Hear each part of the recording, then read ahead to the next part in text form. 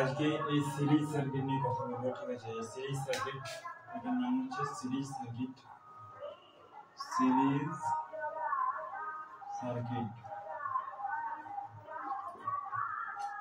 পরপর যদি এবং রেজিস্টার পরপর যদি থাকে সেটা হচ্ছে সিরিজ কানেকশন। আর এরকম যদি থাকে, ঠিক আছে, মানে এটা লাইভ আর এটা নিউট্রাল। যদি একটা লাইভে থেকে থাকে একটা নিউট্রালে থেকে থাকে তাহলে এটা হচ্ছে প্যারালাল কানেকশন। তো আমরা এখানে সিরিজ কানেকশন আলোচনা করছি। ঠিক আছে,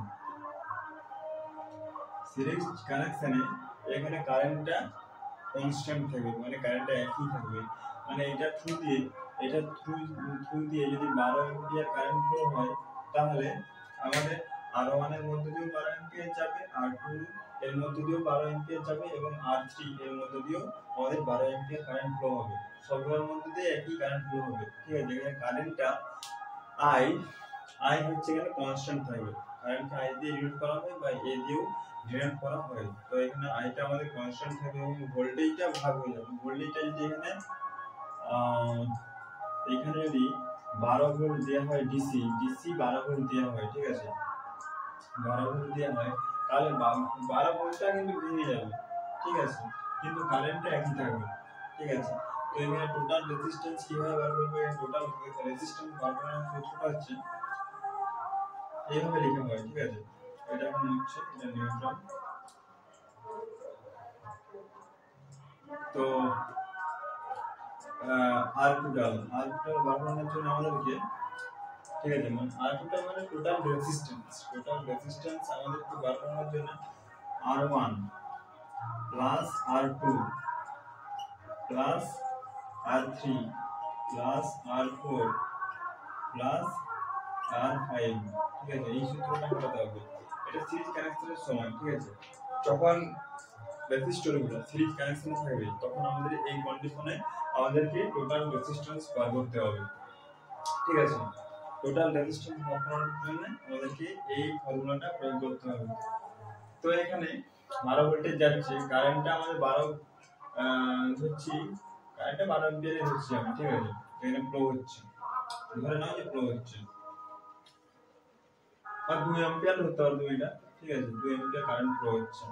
ঠিক আছে, তো এটা থ্রু দিয়ে প্রত্যেকটা রেজিস্টরের থ্রু দিয়ে আমাদের কিন্তু 2 এম্পিয়ার কারেন্ট ফ্লো হচ্ছে। আর ভোল্টেজটা কিভাবে বার করবে? ভোল্টেজটা বার করার সূত্র হচ্ছে ভি সমান হচ্ছে, ধরো তুমি জানো না এখানে 12 কত ভোল্টেজ সাপ্লাই দিয়েছো, সেই সাপ্লাই ভোল্টেজটা তুমি জানো না। ঠিক আছে, তো সাপ্লাই ভোল্টেজটা বার করতে কি হবে? এখানে ভি সমান হচ্ছে ভোল্টেজ। ঠিক আছে, ভি সমান হচ্ছে R1। ঠিক আছে, R1 নয়, এখানে V1 করতে হবে। ঠিক আছে, যেহেতু আমরা ভোল্টেজটা বার করতে চাইছি তাই V1 হবে। এটা রাখতে হচ্ছে আমাদের ভিটা বার করবো। ঠিক আছে, আমরা এখানে ভোল্টমিটার লাগিয়ে দিয়েছি, আর এখানে ভোল্টমিটার আছে, V2 V1। ঠিক আছে, প্রত্যেকটা থ্রু দিয়ে আমাদেরকে ভোল্টমিটার ব্যবহার করতে হবে। V3 V4 V5। ঠিক আছে, প্রত্যেকটা থ্রু দিয়ে আমাকে যেহেতু ভোল্টেজটা বার করতে হবে, তাই আমরা এখানে কি করছি, এখানে আমরা প্রত্যেকটা রেজিস্ট্যান্সে প্রত্যেকটা রেজিস্টরে আমরা ভোল্টেজকে ব্যবহার করছি, ভোল্টমিটারকে ব্যবহার করছি। তো V1 প্লাস V2 হবে, তো এখানে R1 হবে, V2 হবে plus V3 plus V4 plus V5। ঠিক আছে, টোটাল রেজিস্ট্যান্স বার করার সূত্র হচ্ছে এটা। ঠিক আছে, R1 plus R2 plus R3 plus R4 plus R5। আর টোটাল ভোল্টেজ বার করার সূত্র হচ্ছে V সমান হচ্ছে V1 plus V2 plus V3 plus V4 plus V5। ঠিক আছে, এটা হচ্ছে টোটাল আমাদের রেজিস্ট্যান্সটা, টোটাল রেজিস্ট্যান্স এবং টোটাল ভোল্টেজ কত এটা বার করার সূত্র। এবারে যদি এটা প্যারালালে হয়, ঠিক আছে, প্যারালালটাও দেখে দিচ্ছি। ঠিক আছে বন্ধুরা, দেখো এবারে আমি যেটা নিয়ে কথা বলবো। তোমরা তো স্ক্রিনে দেখতেই পাচ্ছ সেটা কি ডিসি প্যারালাল কানেকশন, ঠিক আছে। এর আগে আমরা সিরিজ কানেকশন নিয়ে আলোচনা করেছি, ঠিক আছে। এটা হচ্ছে ডিসি প্যারালাল কানেকশন। তো ডিসি প্যারালাল কানেকশনে ধরো এখানে আমরা 12 ভোল্ট দিচ্ছি, ঠিক আছে, 12 ভোল্ট সাপ্লাই দিচ্ছি। তো এটা থ্রু দিয়ে আমাদের আই মানে হচ্ছে কারেন্ট, আই সাপ্লাই হচ্ছে ধরো তোমার এখানে আইটা, এখানে টোটাল আই ধরো 4 অ্যাম্পিয়ার সাপ্লাই হচ্ছে। তো 4 অ্যাম্পিয়ার সাপ্লাই হচ্ছে এখানে এটা হচ্ছে R1 R2 R3। তো ডিসি প্যারালাল কানেকশনে আমাদের ভোল্টেজটা কনস্ট্যান্ট থাকে, মানে আমি 12 ভোল্টেজ সাপ্লাই দিচ্ছি, ঠিক আছে। আমাদের প্রত্যেকটা রেজিস্ট্যান্সে 12 ভোল্টই থাকে, মানে এখানে 12 ভোল্ট, এখানে 12 ভোল্ট এবং এখানে 12 ভোল্ট, ঠিক আছে, 12 ভোল্টেই থাকবে। আর কারেন্ট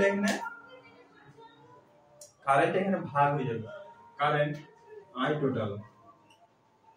টোটাল সমান হচ্ছে I1, এটা হচ্ছে I1 plus I2 plus I3, ঠিক আছে।